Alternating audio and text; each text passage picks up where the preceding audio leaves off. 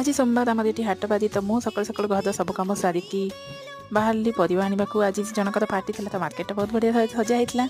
सर्वप्रथम तो मुझे आलू पिज किनी तापर खोजा लगिली आम फ्रेश आइटम कौटी मिल।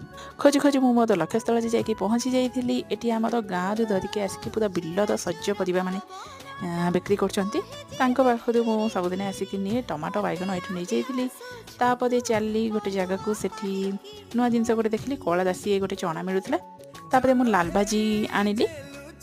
लाल भाजी फूलकोबी आउ मक्का को सेठू नहीं पलि आसली। मक्काटा बहुत दिन है आसना आज आसला। से भाई को सेठी पैसा देके पलि आसली। गोटे जगह ऑरेंज मिलता सेठू ऑरेंज गोटे किलो नहीं पलि आसली। आ गोटे जगह मुनिका आउ कलरा नहीं पलि आसली।